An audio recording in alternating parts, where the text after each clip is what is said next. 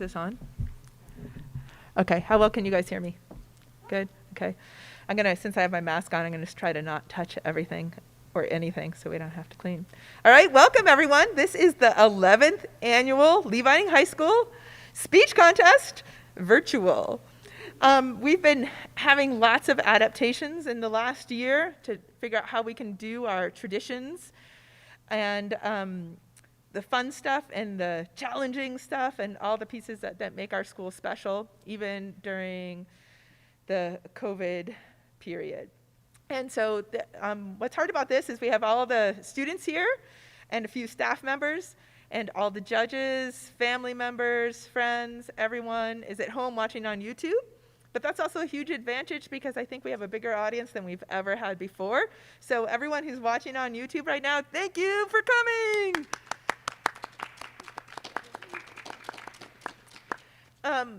So the way this is going to work this evening is that we have 7 speakers. Each speaker will come up to the microphone and speak for 5 to 10 minutes on the topic of where are we on the path of equality for all in our nation. After each speaker, the judges will take a few minutes to finish scoring until we get through all 7 speakers. At the end, we'll take a short break where people can get some snacks, they can relax, they can do whatever they need to do, and then we'll come back on a few minutes after that to announce the winners. We were hoping that on YouTube Live we would be able to show you our judges. We're not sure if we have the technology to do that, but we'll show you a picture and I will introduce the judges and say something about them when you look at the picture because we have some really great judges this year that I'm super excited about. You can see them right now, but I think the tradition is to actually introduce them at the end of the contest so that they can just be focused on being fair and accurate scorers. So anyway, I just wanted to say to everyone before we begin the contest that every student in our school today gave a speech on the same topic, or we had a second one about the growth mindset. But none of those people were selected or chosen. Actually, one was selected, but she was a little bit too scared to move on in the contest, and so she's going to do it next year, I'm sure of it, because she's a really talented speaker. So everyone in the school gave their speech today after doing a week or so of research, outlining, drafting, revising, and then practicing their speeches. And so there's really been a huge amount of work over the last 4 weeks on these speeches, and this is our culminating event. And I just want to say that I'm so proud of each and every student in the school. There were some really spectacular performances considering where people started or how they'd done in the past. Really gave great speeches. I also want to say that every student that's speaking here tonight is a winner who really pushed themselves to really put themselves out there, because I'll tell you, I think I'm probably more nervous speaking up here than all of them. Most of us really don't put ourselves out for public speaking unless there's no other option, but these 7 students have really been brave and have some serious talents and skills and worked really, really hard, and I'm super proud of each and every one of them. I want to make sure our technology is all working and the lighting is right and a bunch of things like that, so it may take us like a little bit, we might be a little slower than we usually would be. But in just a second, I'm going to announce speaker number 1. Jamie, this one is, do you think the battery died? Should I switch it? We could try it. I know it's going. Yeah, it should be. It was fine a minute ago. So just go the whole way? Yeah, just all the way to the right. Yeah. You look fine.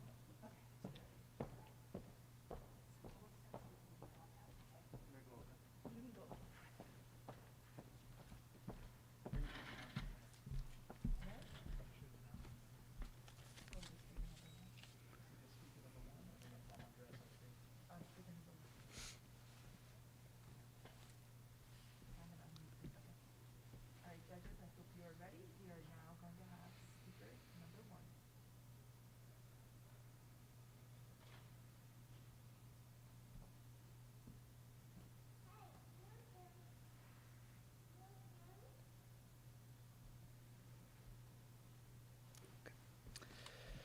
The Declaration of Independence states, "We hold these truths to be self-evident, that all men are created equal, that they are endowed by their Creator with certain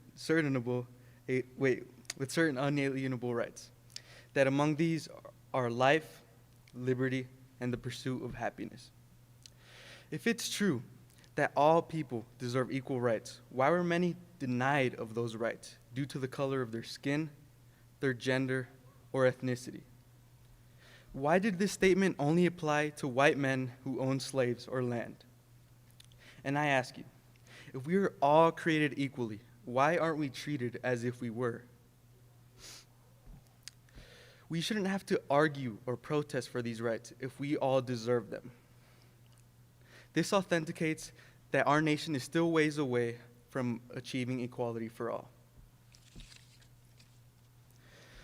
Although this country has faced numerous issues with equality in the past, we have substantially improved on our path towards equality for all. We are undoubtedly on a better path than we were 40 years ago. For example, we've elected the first African American president in Barack Obama. The first female South Asian African American has just stepped into office as our new vice president in Kamala Harris. And we all have equal rights under the law, including women. While we have improved on our path towards equality for all, we still haven't exactly accomplished it in practice. There is still racial and gender discrimination that we still need to solve. An important issue that proves that the Declaration of Independence was hypocritical during the early 1800s is the cruel act of slavery. While slavery was going on, the only people that had rights at the time were white men, while the blacks and Native Americans were seen as slaves and had no rights compared to the whites. In an excerpt from What to the Slave is the 4th of July, Frederick Douglass explains the hypocrisy of Independence Day. What to the American slave is your 4th of July? I answer, a day that reveals to him more than all other days in the year the gross injustice and cruelty to which he is the constant victim. To him, your celebration is a sham. Your boasted liberty, an unholy license. Your national greatness, swelling vanity. Your sounds of rejoicing are empty and heartless. Your denunciation of tyrants, brass-fronted impudence. Your shouts of liberty and equality, hollow mockery. Your prayers and hymns, your sermons and thanksgivings, with all your religious parade and solemnity, are to him mere bombast, fraud, deception, impiety, and hypocrisy. A thin veil to cover up crimes which would disgrace a nation of savages. The 4th of July contradicts its meaning as a whole. Just because slavery was abolished doesn't mean that there wasn't racial discrimination still going on. The blacks were still seen as inferior to the whites. And even then, our nation was still far away from liberty for all due to the bias towards white men. The Declaration of Independence claims all men are created equal. Keyword, men. Where is women in this sentence? In reality, when our nation first adopted the Declaration of Independence, it excluded all women from it. Women weren't allowed to vote. They weren't allowed to have certain jobs that men did. And they had fewer rights than men. In Barack Obama's speech on modern feminism, he explains, it was almost 100 years ago that Alice Paul and her fellow suffragists were arrested for picketing outside the White House for the right to vote. Today, women make up more than half of the electorate. And for the first time in history, a woman is a major party's presumptive presidential nominee. This shows how much of an impact women have on politics. Women were only given the rights centuries after the Declaration of Independence was established. In order to help resolve this problem, we must pass the Equal Rights Amendment so that everyone will have equal rights despite gender. And instead of all men are created equal, we should replace it with all humans are created equal to avoid any future conflict involving gender in order to enhance our path towards equality for all. As we progress towards equality for all, we must also fix our criminal justice system. Racism still plagues our society. A recent phenomenon involving racism is that of a black female worker by the name of Brianna Taylor. She was brutally shot and murdered by police officers during a raid in her apartment. An innocent black woman who had her life taken away due to the color of her skin. After the malicious murder, no justice was initially sought until later. 3 officers were fired, but none served prison sentences. This exhibits that this only brought injustice to the incident because no officer was charged for the murder of Brianna Taylor.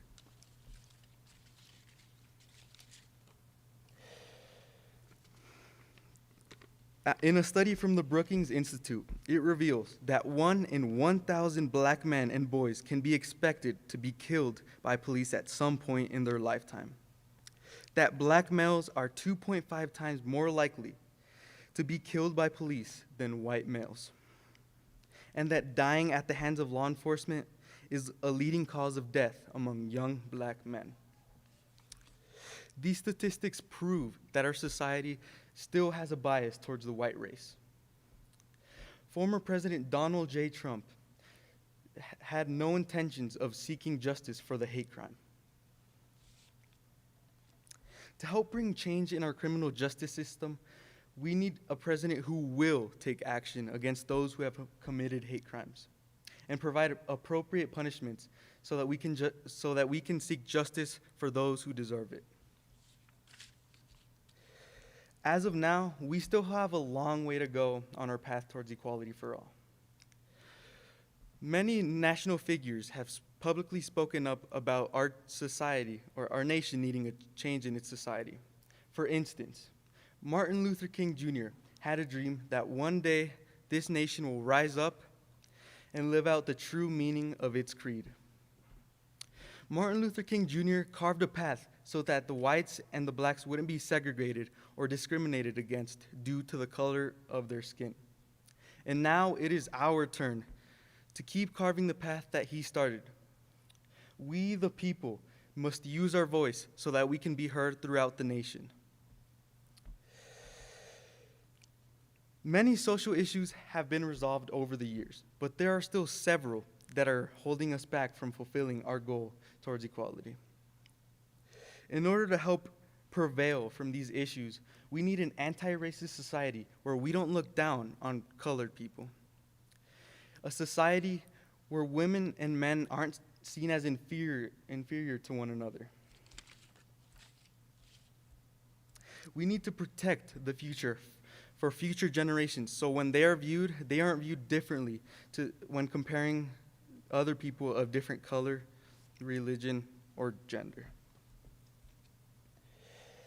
I hope that in my future, protests shouldn't have to be necessary to attain equal rights or to receive equal treatment. I hope that in my future, racism isn't seen plaguing all over the nation. And I hope that in our future, we're all seen as humans, and we unite to prevail from this issue called inequality. Thank you.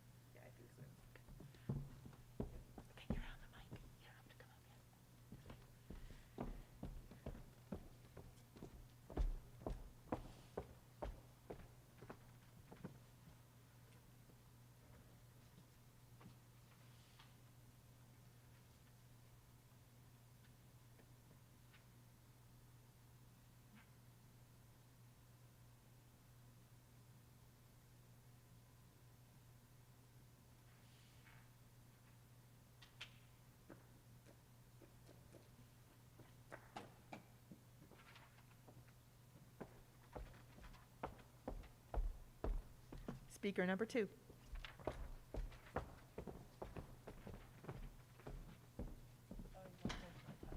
Huh?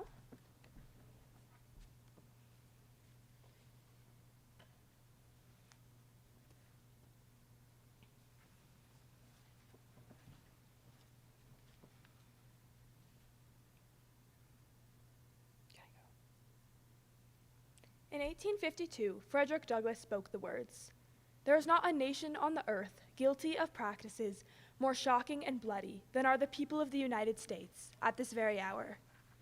He spoke of the great hypocrisy of our nation, that our founding fathers wrote, "All men are created equal," while enslaving people whom they declared to be just 3/5 of a person, and forgetting that women existed at all. America has fooled its citizens and the world with an image of a just and exemplary democracy. And while these ideas of equality were groundbreaking and crucial to our development, America is not yet that ideal nation, and we cannot pretend that it is a place of liberty and justice for all. That simply is not true.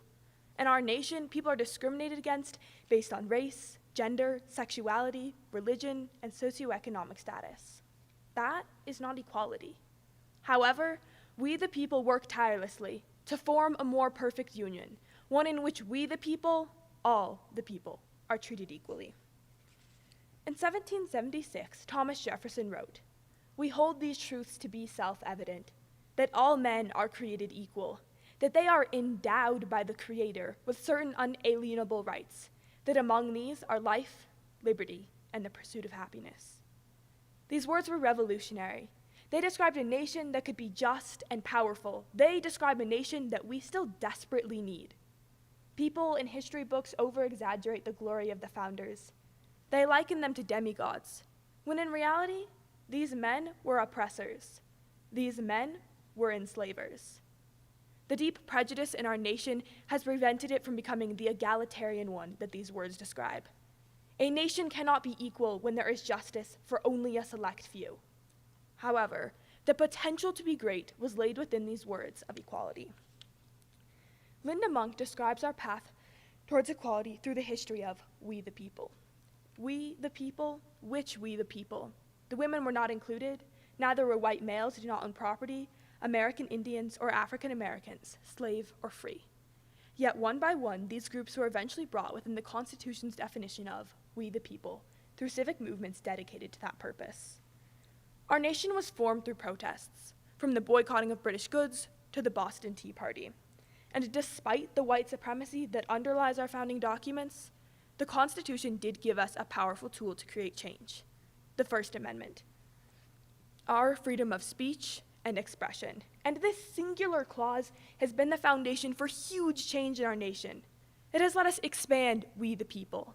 It has let us move our nation closer towards being a place with equality for all. Protests are powerful tools for change. In public demonstrations, the people have a voice, one that is loud and can carry to the government. People believed and still believe that there is a more just future, one that we can create with our voices. Former President Barack Obama speaks about this path of progress at the 2008 National Convention. What would be needed were Americans in successive generations willing to do their part. Through protests and struggle, on the streets and in the courts, through civil war and civil disobedience, and always at great risk, to narrow that gap between the promise of our ideals and the reality of their time. To dismantle systems of oppression, the people must stand for what they believe to be right. Because of the liberating work of Frederick Douglass, Harriet Tubman, and thousands of others, slavery was abolished. Because of the protesting of Susan B. Anthony, Ida Wells, Sarah Grimke, and many more, women across the U.S. gained the right to vote. These two movements worked together. United as marginalized groups, they understood what the privileged of our society could not. That in Susan B. Anthony's words, "The whole evil comes from the failure to apply equal justice to all mankind, men and women alike." The work of these revolutionaries has made our nation more equal, and we should celebrate the idea that this progress came from the people questioning our system, that this progress came from good trouble, that this progress came from the people refusing to be silenced. America, where all are equal, does not yet exist. but we have worked and continue to work to change that. In a speech inspiring change, Frederick Douglass wrote about the nation realizing the great injustices within, and his words ring true in today's society. The feeling of the nation must be quickened. The conscience of the nation must be roused. The propriety of the nation must be startled. The hypocrisy must be exposed, and its crimes against God and man must be proclaimed and denounced. We currently live in a nation in the middle of this realization. We are remembering the true brutality of America. But George Floyd should not have had to die for us to remember that racism is still present in America. We should know the nature of our nation, both the freedom and oppression that it was built on. But history is whitewashed, and the more brutal parts of our past often skipped over in schools. To truly make change, we have to understand where we are on the path to equality. We must see how brutal our past was in order to recognize the strength of those who fought for a more just future. To see that now we must take that same strength and continue to fight for change. And the people do fight. This summer, hundreds and thousands of protesters took to the streets and marched peacefully to protest the racism in our society. But even in this, in the people exercising their fundamental rights, we see discrimination. Protesters were beaten, shot at, and tear-gassed. The police proved that racism is deeply embedded in our system, and this is not acceptable. This is not justice. This is not liberty. This is not equality. No person should have to give up their unalienable right to life to make us remember racism and demand change. Racism is deeply rooted in our society. When angry Trump supporters stormed the Capitol with guns and fists, when they stopped being protesters and became terrorists, the police showed a radically different standard. Some cops took photos with the rioters and even let some into the Capitol. They were not in riot gear. They seemed shockingly unprepared. There is a clear double standard.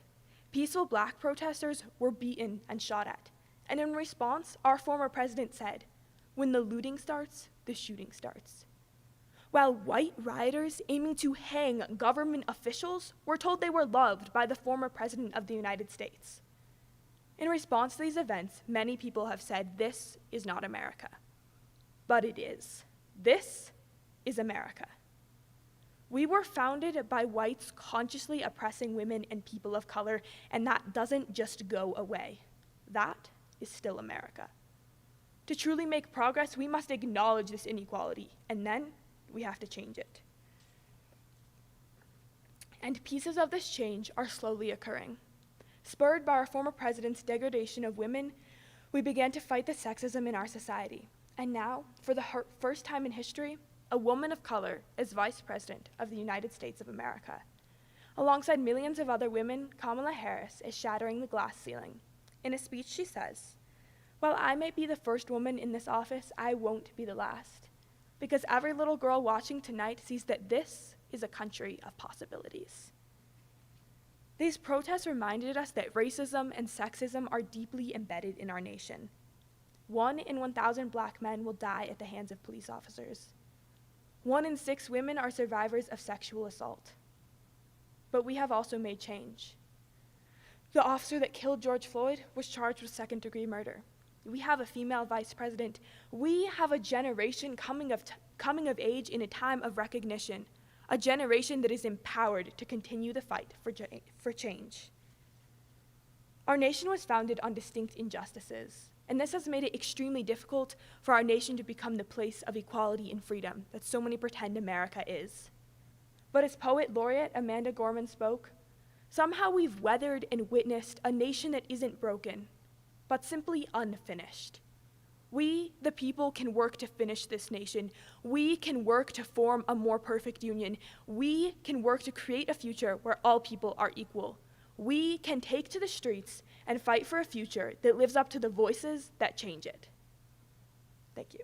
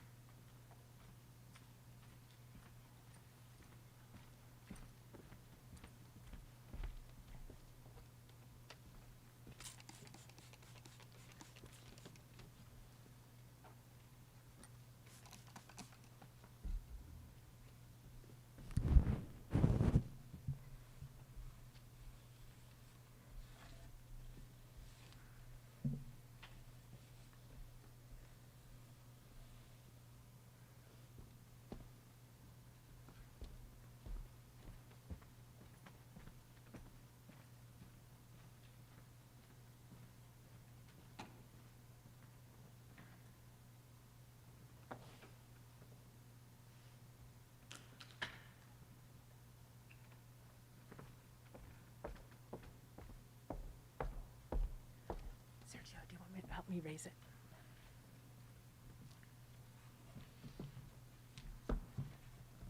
So you want to go just one up or two? One.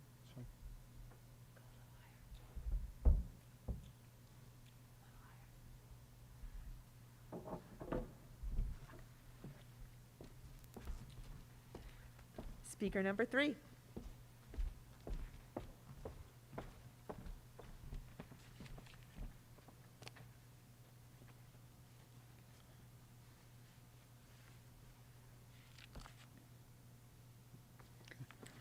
Martin Luther King once said, "There comes a time when silence is betrayal, but the truth of their words are beyond doubt. But the path which they call us to follow is the most difficult one." He also said, "In the end, we will remember not the words of our enemies, but the silence of our friends." How do you think the police would have reacted on the riot on January 6th if it was a Black Lives Matter protest? Would they have been prepared differently? How many people would have been injured or killed if it was a Black Lives Matter protest? The heart of a mother is broken each time a bullet gets fired, not knowing if that bullet is for her son, just because he's Black or Hispanic. We are becoming a third world country by having so much inequality. If everyone knows this, right away we can see how inequality works. They judge us because of our image and not by our actions. Since the founding of our country, we are on a rough path towards inequality, and although we have come so far, these past years we have been held back. Our founding father wrote, "We the people." There was irony in that. There was no we in the people. They said, "All men are created equal." How can they say all men when they didn't even include women or blacks? And the most ironic thing is that they only meant white rich people. Is it fair for a Hispanic person to live in fear just because of his race, knowing if he's in the wrong time, he will be criminalized? Or for an African American to have a low-paying job just because of her color of skin? Although we have a long way to reach equality for all, we have made progress. Soon after the formation of our nation, many pointed out the hypocrisy of all men are created equal. We the people, what does that mean to you? Does it mean equality or injustice? In her book about our history, Linda Monk explains what our founding fathers really meant. We the people, which we the people? Women were not included, nor will white males who did not own property, American Indians, or African Americans. How can we progress when our founding fathers made a country only for white rich people in the United States of America? A country we have freedom and respect for each other? We destroy all of that by having equality in our country. Inequality starts with men. Men have a big hubris. They know that women are really smart, but since they want to be better, they don't let them vote or to have a voice. For you, what do we celebrate on the 4th of July in the early years of the country? Our freedom from England? We celebrated hypocrisy because only white rich people had freedom and equality, while slaves and others had nothing. We celebrated a country with no freedom that didn't even include other citizens when they said, "We the people." Growing up, I was taught that everywhere you go, there will always be inequality, no matter how nice people are. In the immigrant story, Daniel Franco Nunez, an immigrant, told his story about life and said, "Growing up, I knew that my life was a walk on my tippy toes." He said, "You're not going to take risks. You're not going to fight the system. You're not going to confront your landlord or your employer. Typically, it's be happy with what you get and be happy you didn't get deported." We can hear the fear in his words. We can hear the fear in his words growing up, the fear of having to leave the country just because of inequality, not getting opportunities. I don't believe that there's a such thing as a perfect union or perfect inequality. We will always have problems, but what I do believe is that we can get closer to it. The government does not change the country, the people do. We need the people efforts to make change, and without the effort of the people, we can't make change. We think that inequality are only in the cities, but it is also in our communities. There was a Hispanic man who worked at a job at June Lake. He cleaned everything for a low wage. And one day he decided to quit his job, and the business needed to hire 4 non-Hispanic people to do the same thing as the man did. He was never appreciated or compensated for his hard work. We probably think that there's equality in our communities, but the reality is that we have so much inequality in front of our noses, and sometimes we discriminate without even noticing. Can you imagine living in fear of your life? Every time you leave your house, People fear your presence just because you are African American. People mistreat African Americans by not trusting them because they don't have the same skin color as them. This creates poverty. According to American Progress, they discuss the big gaps between salaries and said, the average income for a white male graduate is $140K per year, and for African American is $13K. We can see that inequality not only shows in our feelings, but our incomes too. This is inequality because it's created by water oppression, and people of color start with a disadvantage. This is systemic racism, and we need to change this. We can also see unequal treatment in hiring. An African American told her story about inequality, and her heart was broken after she found out that the country with freedom, equality, and justice was fake. She said, Sonia, who had no advanced education, no experience, and was my direct report, she was earning close to $11,000 more than me. I was furious. I went direct to my manager's office and informed him what I just learned.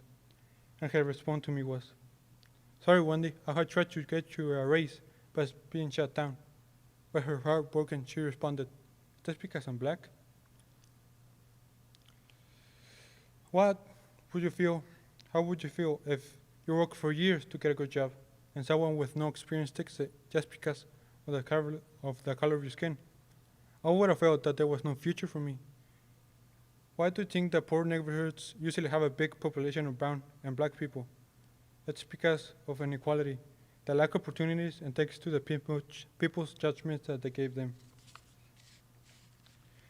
We have progressed a lot. Now women can vote. Now we have DACA. And our new president will fight for undocumented people and allow them to apply for residency and even have a path to citizenship. President Biden will fight for our equality no matter our race. On each 4th of July, we need to celebrate how far we have become, how far are we going to go, and what our next step is going to be. Each day when you wake up, you need to ask yourself, what can I do to give equality for all? Thanks.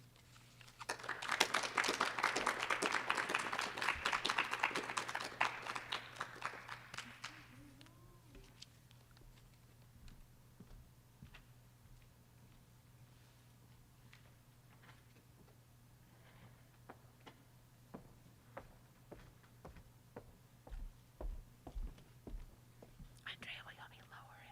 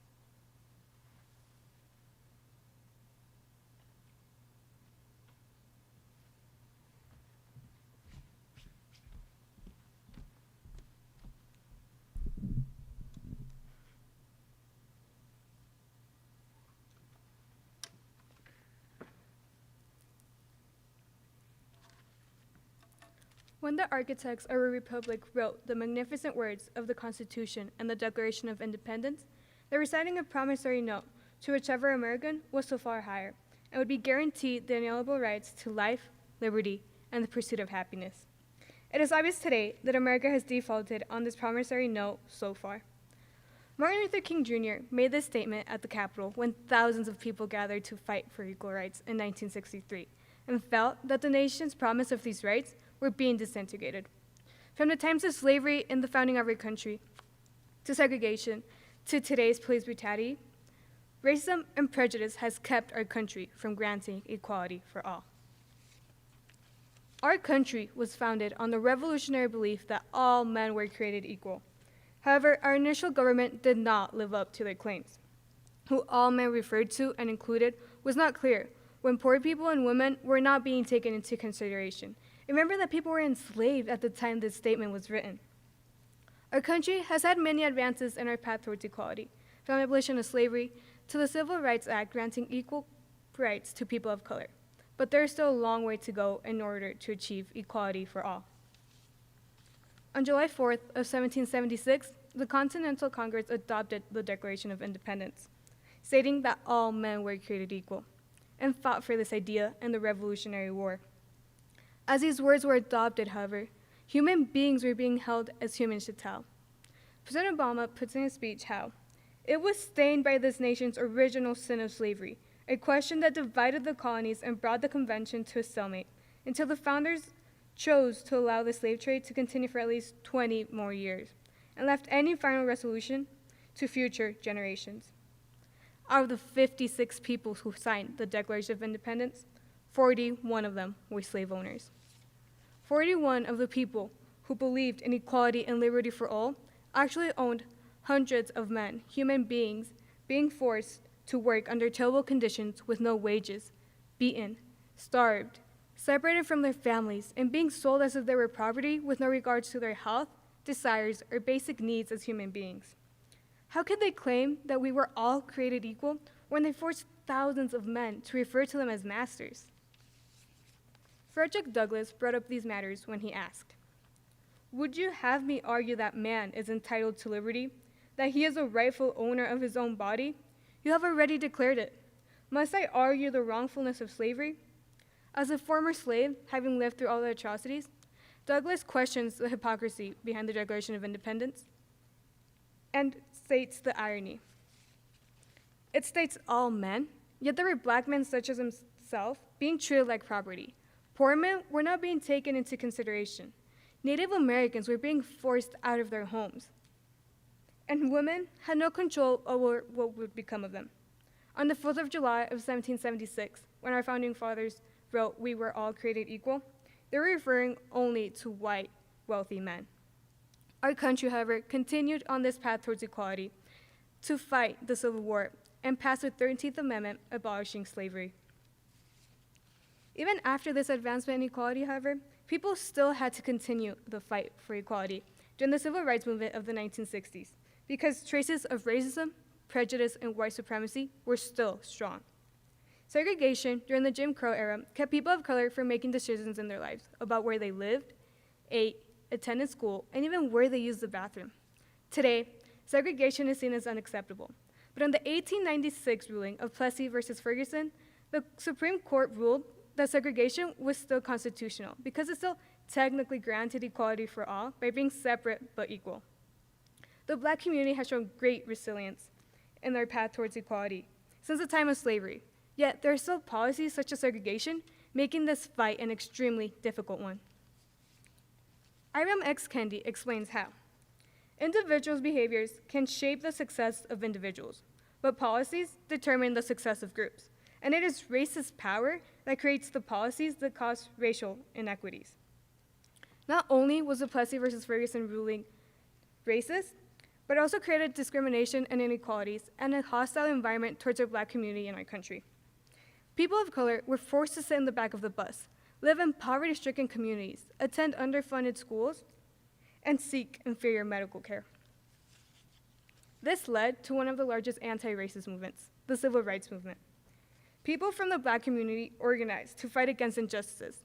From the Black Panthers to Malcolm X, to Martin Luther King Jr. and Angela Davis, people gathered to fight against discriminatory policies in hope to demand the equality and liberty they were promised. From inspirational speeches, such as Martin Luther King Jr.'s "I Have a Dream," to peaceful protests, such as the March to Washington for Jobs and Freedom, people made their voices be heard in hopes of finally getting the equality and liberty promised to all and the Declaration of Independence. It seems as if the liberty won from England in 1776 over the course of several years has taken centuries for people of color to win.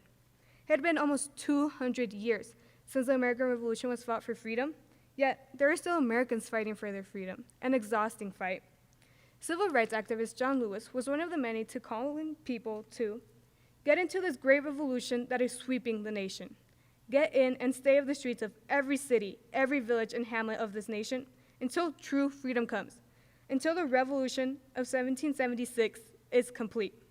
The fight for equality has been long and exhausting, yet many people have told people of color to just be patient. But as Lewis explains, this is a dirty word because we are tired of being beaten by policemen. We are tired of seeing our people locked up in jail over and over again. And then you holler, be patient? How long can we be patient? We want our freedom and we want it now. It was absurd to tell people of color to just be patient when it had been almost 200 years since the American Revolution granting equality for all as a natural right. Yet policies such as segregation were made to specifically treat them differently. Fortunately, these calls for freedom were finally answered, and the Civil Rights Act of 1964 was passed, banning discrimination based on race, color, sex, religion, and natural origin. Even though we have made great strides in our path towards equality, the traces and inequalities created by segregation and slavery can still be seen today.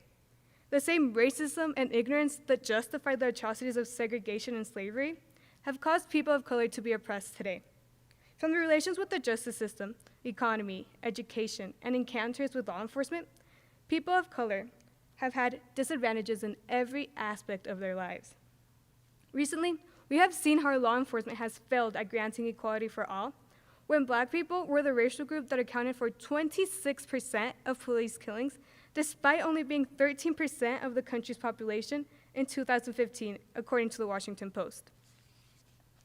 Trayvon Martin, Michael Brown, George Floyd, Brianna Taylor, Ahmaud Arbery, Philando Castile, and Eric Garner are just several of the thousands of victims of police brutality. It is because of these innocent lives that were lost that we know we must continue the fight for equality, and we are doing so with the Black Lives Matter movement. According to the New York Times, Black Lives Matter protests, or even the possibility of them, have changed the way that people in power respond. If those had not happened, we would never be this big. People still would not be caring about Black lives. Slavery and segregation may no longer be a part of our country, but racism is still relevant. Racism is still hurtful because it has impacted and cost the lives of many. Thanks to movements such as the abolition and the civil rights movement, people are no longer enslaved and are protected against discrimination. Thanks to the Black Lives Matter movement, people are now more aware about the injustices in our country and are urging the people in charge to advocate for change. Thanks to people speaking up for what they believe in and fighting for the inalienable rights to life, liberty, and the pursuit of happiness, we have made great progress on our path towards equality and can continue to do so. Ruth Bader Ginsburg, who dedicated her life and career to fighting for justice, stated, "The first step in getting power is to become visible to others, and then to put on an impressive show." This was true in the American Revolution, the Civil Rights Movement, and is still true today. Our voices and our hope are what gives us power, what makes us visible. Our courage and determination to achieve equality for all is what gives us the power to make the revolutionary claim that we were all created equal be held true for all. Thank you.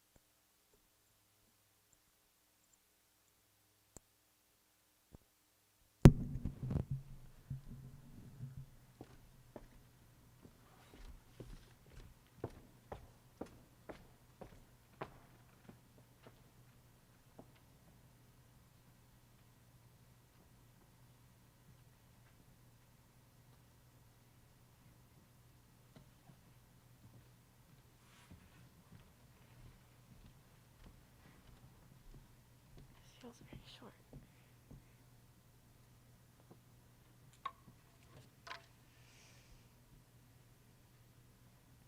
When you see American Indians, Mexican Americans, or even Black Americans, do you see the pain they and their people have endured?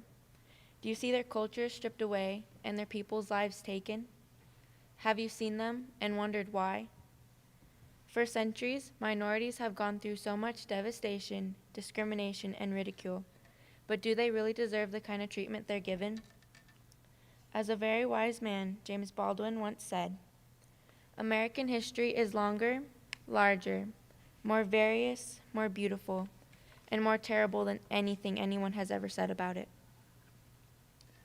Where are we on the path to equality for all? This country began with the idea that all men are created equal, but over time, we have learned the hard way that we are not equal. One example of this unacceptable behavior is the discrimination of Mexican Americans, which has been ongoing since the 1840s. Everything from illegal deportation to school segregation to lynching. Latino American discrimination truly began in 1848, following when the United States won the Mexican-American War. Since then, everything from their language to the color of their skin to their countries of origins could be used as a pretext for discrimination. Mob violence was another commonality in the late 19th and early 20th centuries. An article on History.com states that in 1851, a mob of vigilantes accused Josefa Segovia of murdering a white man. After a fake trial, they marched her through the streets and lynched her. Over 2,000 men gathered to watch, shouting racial slurs. Others were attacked on suspicion of fraternizing with white women or insulting white people. Even children became victims of this violence. In 1911, a mob of over 100 people hung a 14-year-old boy, Antonio Gomez, after he was arrested for murder. Rather than let him serve time in jail, townspeople lynched him and drug his body through the streets of Thorndale, Texas. Everything these people have gone through is something nobody should have to deal with. All the suffering needs to end, and that starts with viewing each other as equals instead of enemies.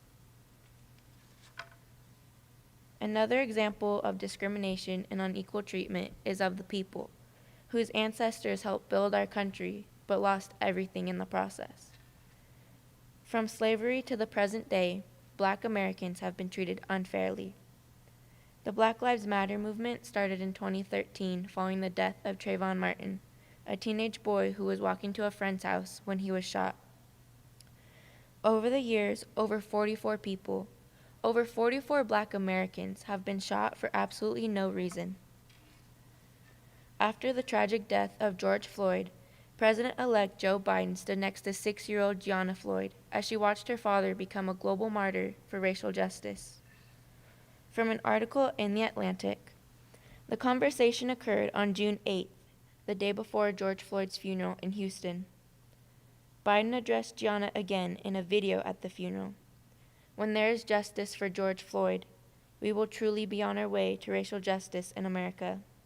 And then, as you said, Gianna, your daddy will have changed the world." Sounding like many of the demonstrators, Biden declared, "Now is the time for racial justice." Now is the time for racial justice indeed. People like George Floyd, like Brianna Taylor, and like Ahmaud Arbery shouldn't have to fear walking down the streets or going to bed at night and wonder if they'll wake up the next morning. When the Founding Fathers wrote the Constitution, they stated, "We the people. We the people of the United States establish justice." Where is the justice for our loved ones whose lives were lost? Where is the justice for the families who now have to cope with that loss? If we truly are we the people, then we the people should stand together for the betterment of our society and learn that, yes, although we all look different, we speak different languages, and we come from many different places, we are all the same. We all have the same dream and goal at hand, a better future. From when white settlers first arrived, to the battles on the plains, to the modern day, the discrimination of Native people never seems to end. They force them off their land. They took their children from their families and forced them to learn English, to strip them of their culture. Native youth around the country today is yet another example of discrimination. Some Native American children attend below standard schools. The government is supposed to look after the federally financed schools, but this task is seemingly beyond their ability to do, or just beyond their ability to care. The federal government is responsible for 183 Native American schools across 23 states. For example, Little Singer Community School in Winslow, Arizona wasn't the only one to perform poorly. As The Atlantic reported, Native American students received much lower marks than their white peers in reading and math on the National Assessment of Educational Progress. Underfunded schooling leads to a decreasing high school graduation rate. Their dropout rate is 2 times the national average. Another example is the MMIW, the Missing and Murdered Indigenous Women Movement. In 2016 alone, there have been 5,712 known missing and murdered Native women. The country's 310 Indian reservations have violent crime rates that are more than 2.5 times the national average, according to data compiled by the Justice Department. According to an article in The Aquinian, American Indian women are 10 times as likely to be murdered than other Americans. They are raped or sexually assaulted at a rate 4 times the national average, with more than 1 in 3 having either been raped or experienced an attempted rape. As a young Native woman, it kills me to see my people suffer from the losses of their daughters and sisters, to know that their children aren't getting the education they deserve. I believe that in order for my people to live a good life, they should push for schools to give their children the attention and opportunities other kids do, and for the Native women to be observant and safe in their surroundings. Over the years, discrimination has played its part in every bit of history, from the moment settlers arrived in America to the present-day United States. Our country was supposedly built on equality, but we are not equal. Mexican Americans are still considered illegal, even if they are U.S. citizens. Black Americans are still considered murderers or drug dealers when they are just hardworking people. Native Americans are still called savages when we weren't the ones who brought plague and genocide from Europe. We aren't equal until Mexican American lives matter, until Black lives matter, and not until we have no more stolen sisters. Thank you.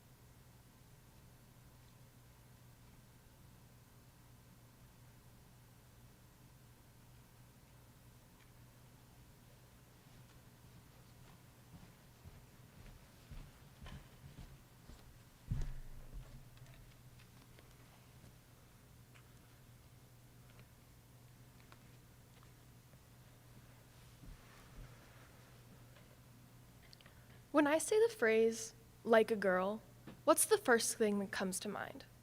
Run like a girl, throw like a girl, fight like a girl? What do you imagine, and why? In 1776, our founding fathers wrote the Declaration of Independence with the principal idea that all men are created equal. They left out the except. All men are created equal except for the poor population. All men are created equal except for the black men and women who are in their homes doing their backbreaking work. All men are created equal except for the women in these men's lives, their sisters, their wives, their daughters. Women were deprived of their rights, and now, 245 years later, we have come so far on this path to equality, but we still have so far to go. We have just elected our first female vice president, and we have the right to vote. Thanks to Title VII being included in the Civil Rights Act of 1964, I can apply to any job I want to. But there's a chance that I will be paid significantly less than men working with the same job title. I have access to birth control for free and control over my health. But as I speak, people in charge in some states still have the goal to take that away from me. Although we have a long way to go on this path to equality, we have made progress. Prior to 1920, women didn't have the right to vote, nor the right to have a say in what was happening in their country and their government. Now, not only do we have the right to vote and the right to hold office in government, but we have just elected our first female vice president. Kamala Harris is making history, and she acknowledges this in her acceptance speech as she says, "While I may be the first woman in this office, I will not be the last. We finally have a woman holding this position in office, and she and I are optimistic that more women will get the chance to hold this position and higher ones in the future." Although this is one huge and more recent step on our path to equality, we have taken other steps towards our goal. Shortly after the Declaration of Independence was written and ratified, women began their fight for equality, and their fight to hold those who ratified it accountable for their claim that all men are, in fact, created equal. Susan B. Anthony, Elizabeth Cady Stanton, and other early women's rights activists held the Seneca Falls Convention in 1884 fighting for their rights. At the convention, the women constructed the Declaration of Sentiments, demanding equal rights for women to be included in the law. The Declaration of Sentiments reads exactly as the Declaration of Independence does, but instead with a small addition. We hold these truths to be self-evident that all men and women are created equal. This plea was ignored, and now, hundreds of years later, women are still not legally equal to men. Similar to the Declaration of Sentiments, the Equal Rights Amendment, proposed in 1923, mandates that, according to AmericanProgress.org, equality of rights under the law shall not be denied or abridged by the United States or by any state on the account of sex. Almost 100 years ago, a proposed legislation requesting equality for women has still not yet been ratified. Today, in the year 2021, according to the Constitution, women aren't equal to men. And although we have made progress, this fact is a problem and it needs to change.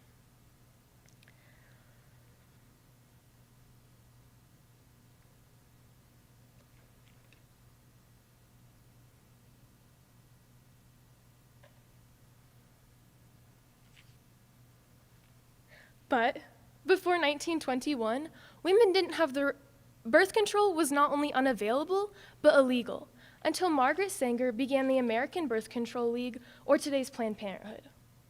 Before the 1970s, a woman couldn't open a bank account, get a credit card, or get a mortgage without a man present to co-sign. Before 1973, it was illegal in most states for a woman to get an abortion. But when the case Roe v. Wade was decided, the Supreme Court ruled that under the Constitution, a woman has access to a safe and legal abortion. We are now in the year 2021, and although we have made progress on this path to equality, these advancements still do not guarantee women equality. Women need to be legally equal to men under the Constitution, and our government has imposed some laws that suggest this, but these laws aren't always effective. Because of Title VII, included in the Civil Rights Act of 1964, employers can't discriminate on who they hire. Along with this, in 1963, JFK passed the Equal Pay Act, which, according to Britannica, required that men and women receive equal pay for equal work.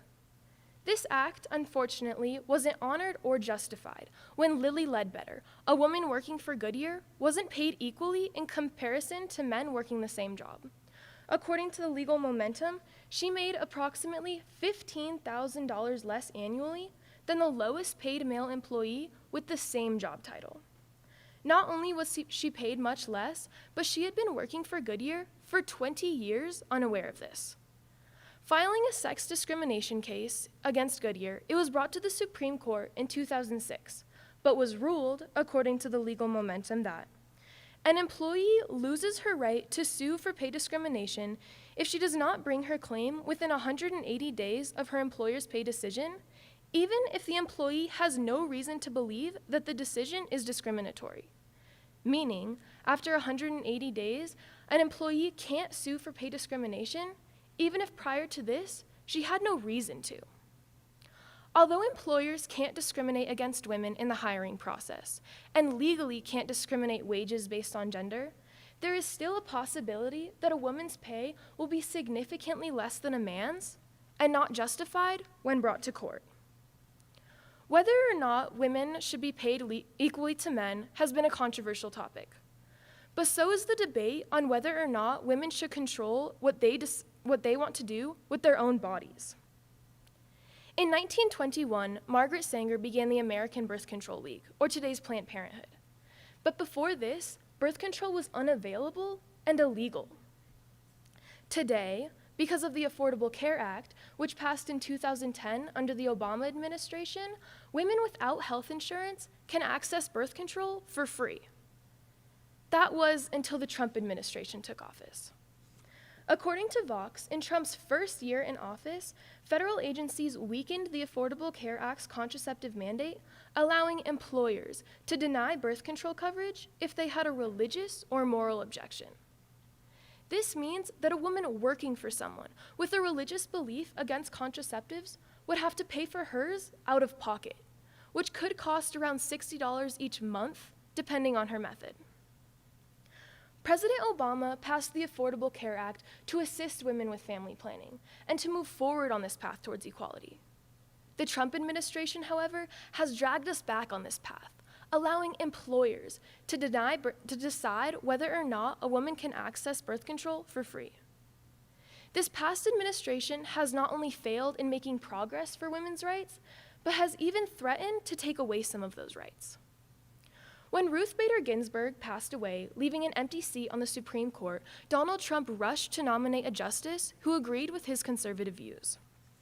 Nominating Amy Coney Barrett, Donald Trump successfully gave the Supreme Court his blessing to overturn their previous decision on the case Roe v. Wade, which guarantees women the right to a safe and legal abortion.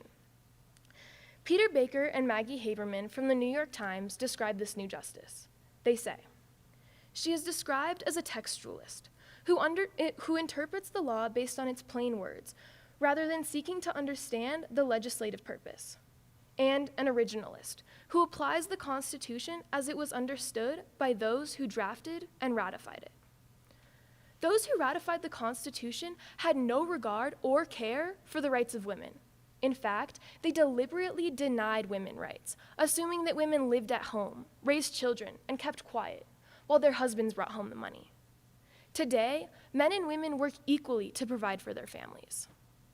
Society has changed its views, and there is no reason that the Constitution and those who are interpreting it should ignore the advances we've made or the modern views of society. The women during the time of the ratification of the Constitution didn't have the right to vote, and today we might not lose this right, but there is a possibility that we could lose our constitutional right to a safe and legal abortion. Some may have their own religious or moral beliefs, but I believe that anyone in a government position shouldn't be allowed to control or decide what I and other women do with our bodies. This path to equality for all is not straightforward with a guaranteed end result. Some twists and turns force us back or hold us in place at times. Equality for all does not happen by chance or luck. We need to work for it, and we need to want it. The phrase "like a girl" does not mean weak or faulty. It does not mean fragile or unable. The phrase "like a girl" suggests strength and pride, hope, for a better and more equal future. Thank you.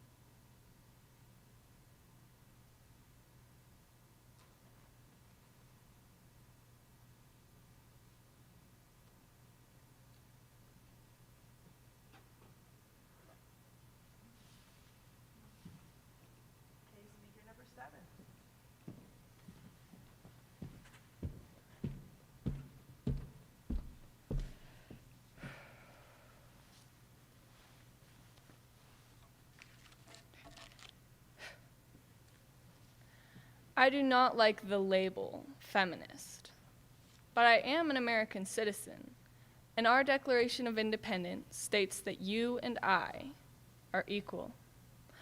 On July 4th, 1776, our Declaration of Independence was approved. It stated, "We hold these truths to be self-evident, that all men are created equal." America does not consist only of men, nor does it consist only of white people. So who exactly are equals? And what are the rest? Then, we the people referred to white landowning men. Now, we the people includes people of every race. It has come to include women. But we the people are not done advancing our standards of equality. According to research by the United States Bureau of Labor Statistics, in 1965, women held a little over 30% of jobs in America. But by 2015, women held over half the jobs in America. We have come so far since 1965, but we are not done. We are not done until people of color are treated with respect and without racism.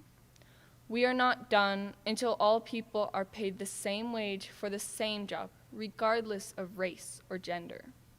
We are not done until women are treated as equals in all fields of work. We are not done. Firstly, we know that historically there has been prejudice against women in male-dominated fields of work such as ski patrol, the fire department, and the police department, and it is hindering our country on the path towards equality for all. Some claim this inequality has to do with women not being physically strong enough, but that's wrong. Historically, it has to do with the organization of family care. According to research from Yale University, in addition to raising children and providing unpaid household work, caregiving responsibilities for elderly, ill, or needy family members typically fall on women's shoulders. The reality of a mother's life is that she will take care of her family, whether that be her children or relatives. Historically, women have always been the caretakers, whereas men have been the ones going to work and supporting the family financially. However, as our country continues to evolve, our families must evolve as well. More and more men are becoming the primary caretakers, but the reality remains that more mothers than fathers are the primary caretakers. Not only do women want to work, they often need to, even if their spouse is also working. However, it's easier said than done. Because of the childcare in America is too often expensive and therefore unavailable. Because of their duty to take care of their children, mothers cannot be expected to work a full-time job. If they are forced to choose between caring for their loved ones or working. The stereotype that women belong in the kitchen is difficult to break because it is based on the social organization that our country has traditionally developed. America's women have been able to break these stereotypes, but not without struggle. We are not done until our country finds a way for women to do more than care for their family, where women have choices, where they don't have to decide between caring for their loved ones or working. Undoubtedly, women face inequality in the form of sexual assault. However, more often the sexism women face, which makes work life emotionally and mentally challenging, comes in the form of demeaning comments made by male coworkers. According to research from The Atlantic, routine sexist comments were the incidents that made them question their own talent and success potential. While it's tempting to dismiss such comments as a minor annoyance, the fact remains that these regular incidents of sexism are still diminishing women's professional progress.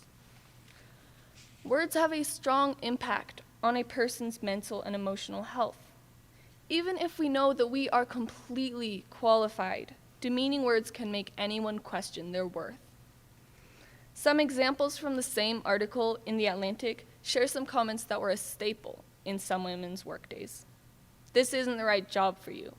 And when are you going to have babies and quit?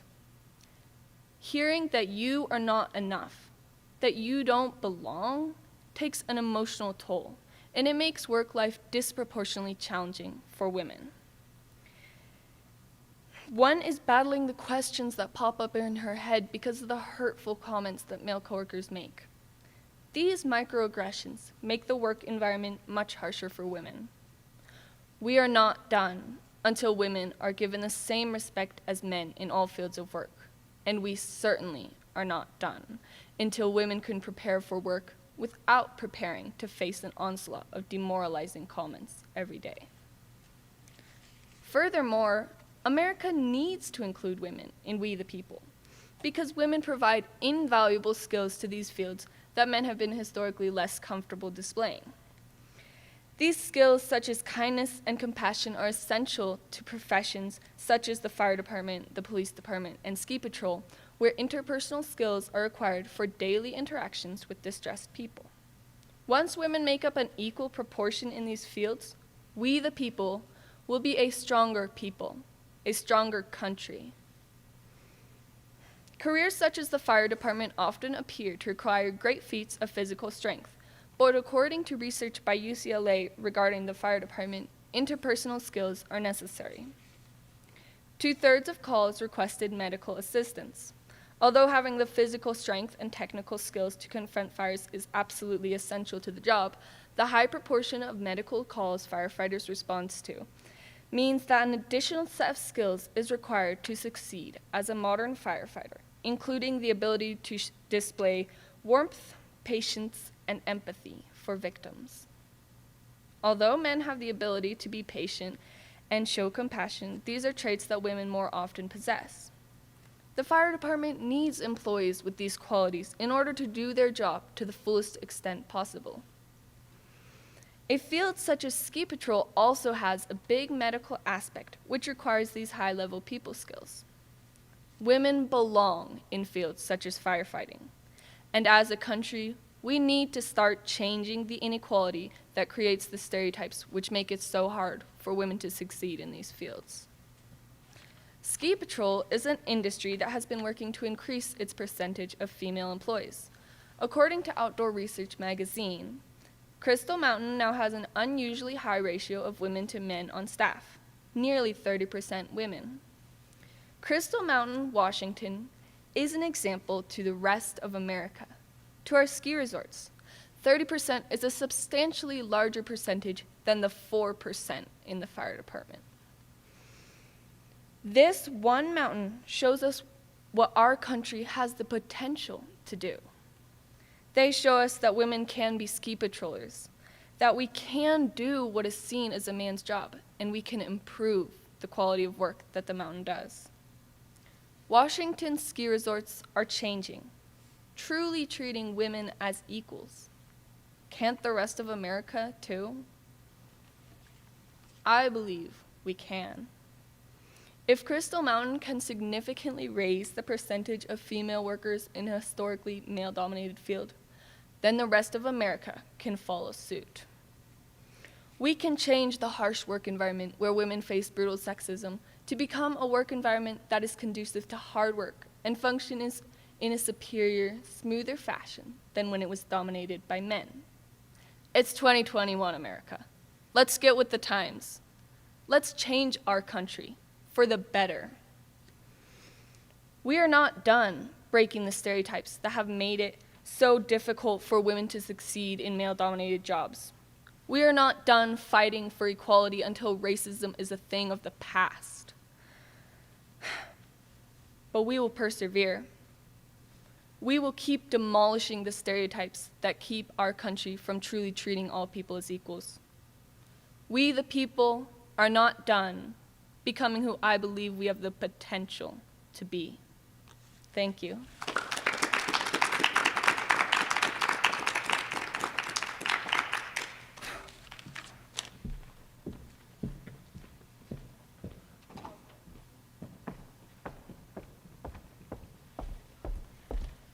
Thank you, everyone. Let's give a big round to all of our speakers. Excellent job. I'm super proud of all of you. It's been a long day of speeches, and you guys have been at school, most of you, since 8 o'clock this morning, going strong, so I'm super impressed. We're going to have about a 10-minute intermission, so the judges can finish their score sheets, and we can tally the scores, and then we'll be back to announce the winners. Take a break, everybody.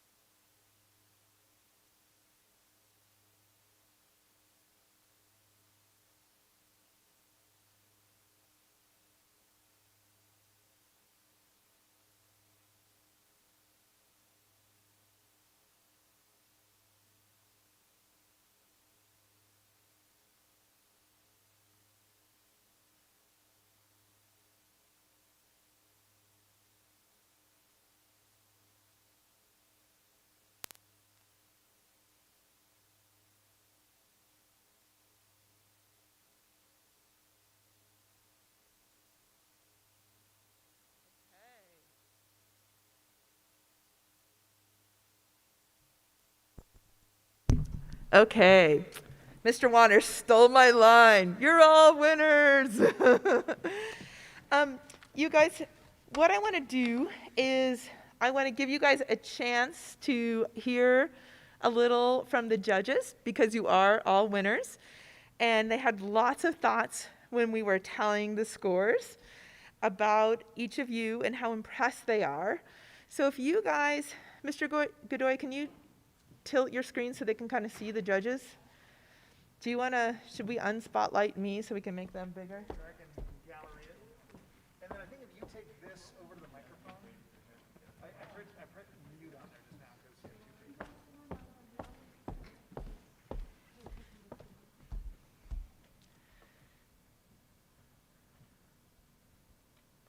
I don't know what kind of feedback we're going to get.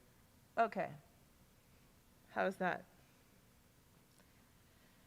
Okay, so I'm going to introduce each of our 3 judges and give you guys a chance to say a few things. But before you guys speak, we'll just say that I'm so impressed by all 7 of you and all your hard work and how impressive it was to see you standing up here after watching you for the last 3 weeks really work through this and see the progression of your speech. And I'm just so awed by you guys. I never could have done this when I was in high school, so great job. You guys were so brave and had so much hard work. But there was another group here who had a very hard job, the second hardest job in the room, and that is from our 3 judges. And so I think I'm going to start out with Rhonda Dugan. She's our newest supervisor on the Mono County Board of Supervisors. She represents District 2 from the South County, and I'm going to give her a chance to speak to you and say a few things. Okay, so what do we need to do You need to... to turn your sound all the way up and put the Okay. microphone closer. Can you hear me now? Okay, I'm experimenting. And turn mute on yourself on your computer. Big echo. I am on mute. We're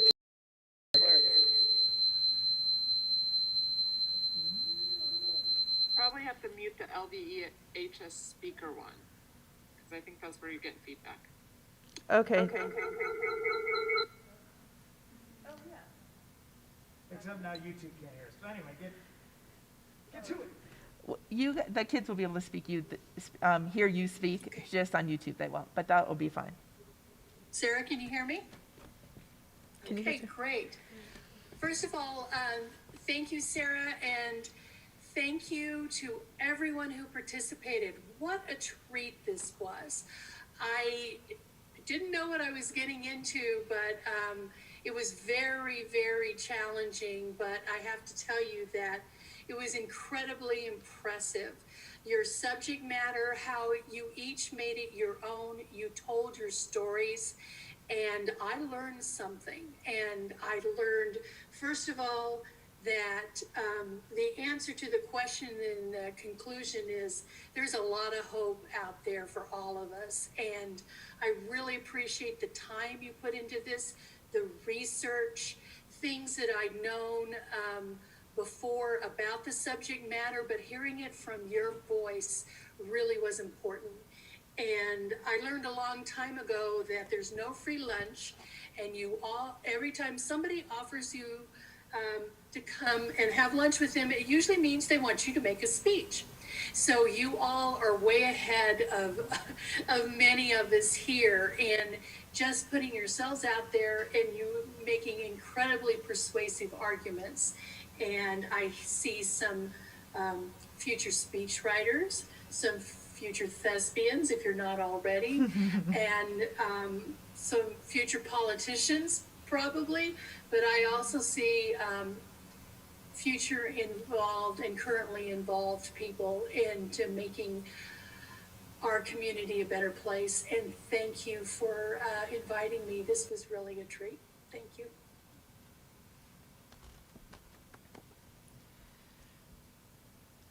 Thank you, Rhonda.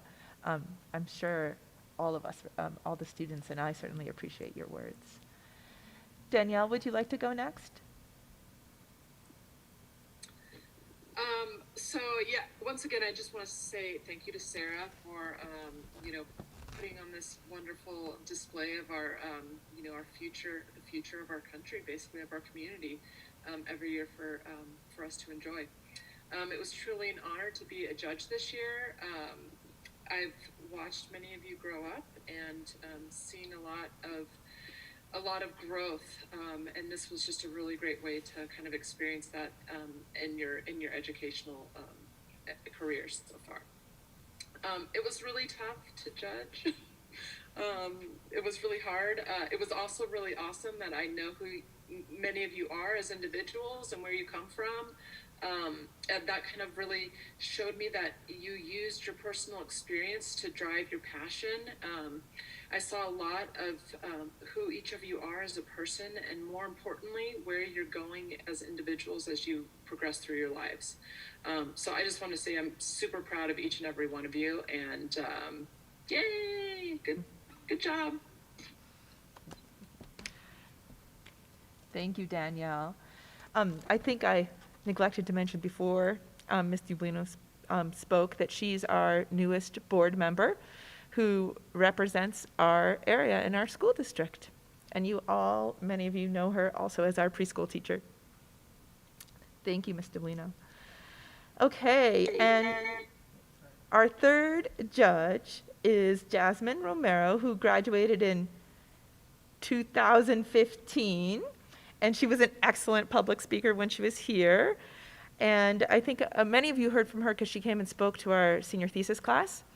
And I've been really wanting to have a graduate come judge our speech contest for a while, but it's hard because they all live so far away. Most of them do. And so it really is such an honor to have you here, Jasmine. And thank you for donating your time. And we'd love to hear any words that you have. Well, thank you, Ms. Taylor, for letting me be part of this experience, and you guys did a phenomenal job. I was really impressed by all the speeches. They had a lot of great content backed by a lot of great ideas. They were really inspiring, and you guys did a fantastic job. I mean, I know it's not hard and it's not easy to get up there and,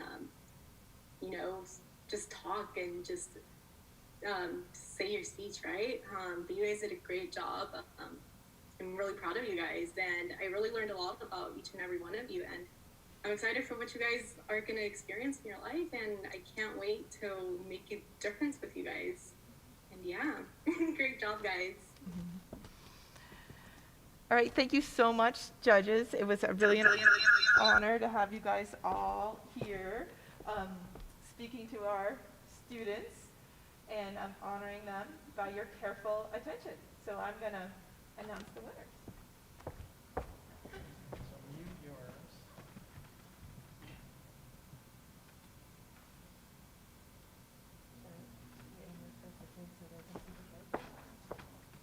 Oh, they got it right here. They can see it already? Okay. Well, I'm going to go talk up there and then come up.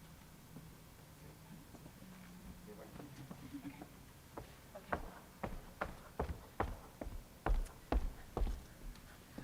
All right, so first of all, I want to call each and everyone up here because you all deserve a really big award for all your hard work and your impressive performances. So I would first like to call up Cheyenne Andrews.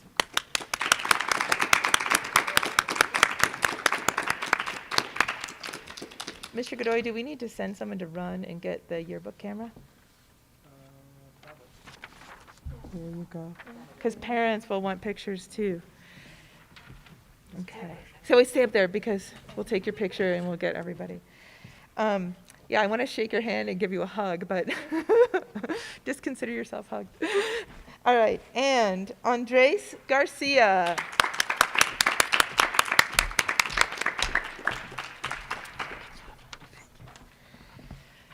Andrea Santillan.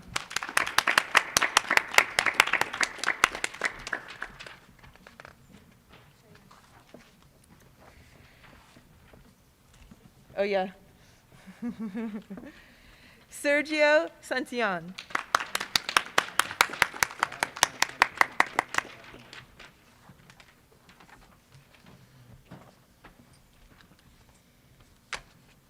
Ellery McQuilkin.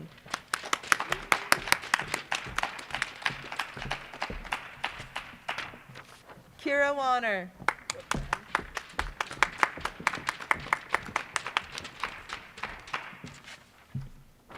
And Fiona Godoy.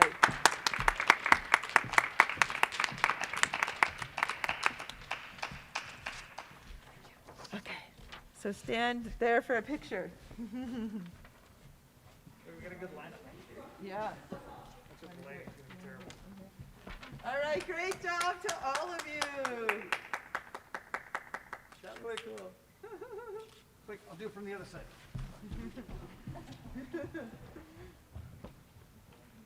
The pictures are very important. Oh, wait.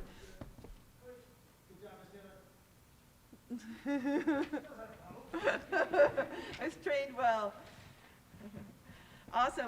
Thank you so much, you guys. You can all take your seats.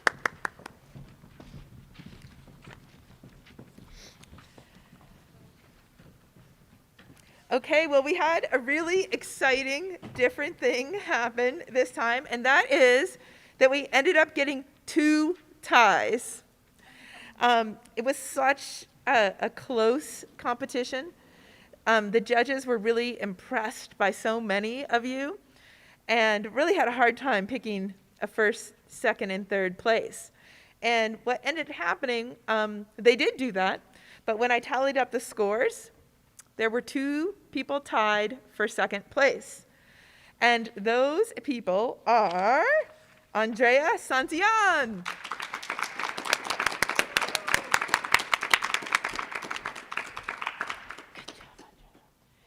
And Fiona Godoy.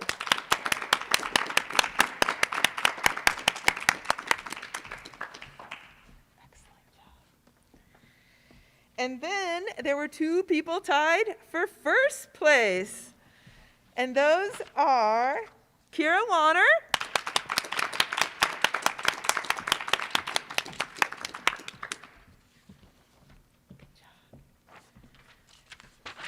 and Ellery McQuilkin.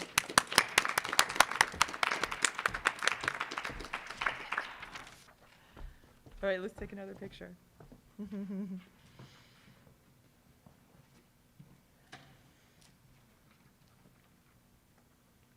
Okay, now poses. 3, 2, 1, pose. Better. Work it. Thank you. All right, thank you so much, everyone. I really appreciate the nice big audience we had this evening. Next year, we'll put it on YouTube again because we have learned some great things from these hard times. Thank you so much. Thank you, judges. Thank you, families. Thank you, speakers. Thank you, staff. Lots of people were helping. Miss Sasson, do you want to say a quick thing? Miss Sasson says she loves everyone. Thank you.